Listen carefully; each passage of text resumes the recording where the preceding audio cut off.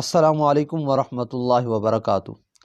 امید کرتا ہوں آپ تمام احباب خیر و عافیت کے ساتھ ہوں گے۔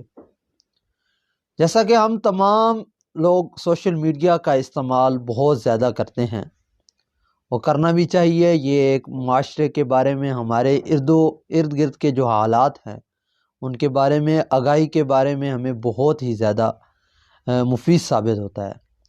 لیکن اس حوالے سے چند ایک باتیں آپ دوستوں کے گوش گزار کرنا چاہتا ہوں۔ مجھے آج ایک دوست کا میسج آیا کہ رمضان المبارک کی خوشخبری دی ہے آپ کو، اور مجھ پر جنت واجب ہو گئی ہے، تو آپ بھی جلدی جلدی دھڑا دھڑ آگے لوگوں کو شیئر کریں، آپ بھی جنت کے مستحق ہو جائیں، جو کہ انتہائی جھوٹ پر مبنی بات ہے۔ اور حدیث کا حوالہ دیا جاتا ہے، حضور نبی کریم صلی اللہ علیہ وسلم کی ذات کی طرف بھی جھوٹ منسوب کیا جاتا ہے، جو کہ ایک بہت ہی بڑا کبیرہ گناہ ہے، اور جہنم میں جانے کی یہ بات وجہ بھی ہو سکتی ہے اگر بغیر تصدیق کے جو بھی بات ہم شیئر کریں۔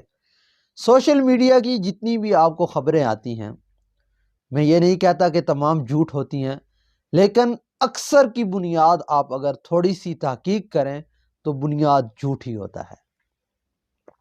سب سے پہلے ان خبروں کی تحقیق کیا کریں۔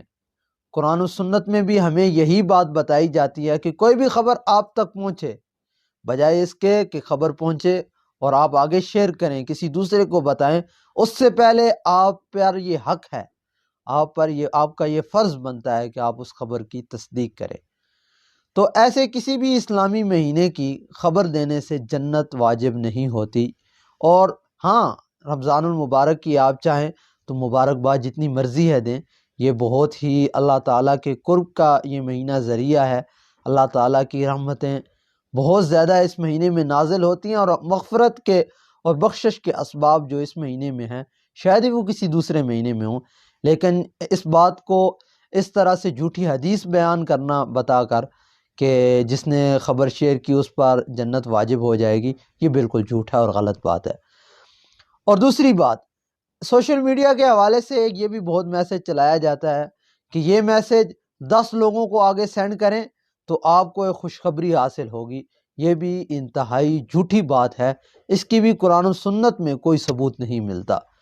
اور تیسری ایک بات جو کہی جاتی ہے کہ آپ کو فلاں کی قسم ہو یہ خبر آگے شیئر کر دیں، ایسی بھی اگر کوئی آپ کو کہے تو آپ نے وہ خبر بالکل آگے شیئر نہیں کی، چاہے کتنی کام کی بات کیوں نہ ہو، آپ نے اس کو دفع کرنا ہے، کیونکہ یہی باتیں ایسی ہوتی ہیں کہ انہی کی وجہ سے بہت سارے جھوٹ پھیلائے جاتے ہیں۔ اور بعض دفعہ تو ایسے لوگ کرتے ہیں کہ قرآنی آیات غلط پڑھ کے تلفظی سرے سے غلط ہوتا ہے، لیکن کہتے ہیں کہ یہ آیات آگے آپ شیئر کریں، یہ دعا آپ آگے شیئر کریں تو آپ کو شام سے پہلے جب تک 20 لوگوں کو یہ خبر پہنچے گی آپ کو خوشخبری ہوگی، اور اگر آپ نے اس سے انکار کیا تو آپ کو فلاں فلاں فلاں مصیبت ہوگی۔ تو ایسے ہرگز نہیں ہوتا۔ اللہ تعالیٰ ہمیں یہ سمجھ عطا فرمائے۔ اور اس کی اصل وجہ قرآن و سنت سے دوری ہے۔ ہم لوگ قرآن و سنت کا مطالعہ نہیں کرتے، دینی مجالس، دینی حلقوں میں جاتے نہیں ہیں، مساجد میں ہم ہفتہ تو دور کی بات ہے، روزانہ تو ڈیلی تو بہت بڑی بات ہے، عید کی عید بھی نہیں جاتے، علماء کی مجالس میں نہیں بیٹھتے، قرآن و سنت سے بہت دور ہو گئے ہیں۔ ان باتوں کا، ان ایسے جو تمام چیزیں ہیں ان کے اسباب یہی ہیں کہ ہم دین سے بالکل ناواقف ہو گئے ہیں۔ تو اللہ تعالیٰ ہمیں دین کی صحیح سمجھ عطا فرمائے، اور دین کو سیکھ کر دین پر عمل کرنے والا بنائے۔ اللہ تعالیٰ عمل کرنے کی توفیق عطا فرمائے۔ جزاک اللہ۔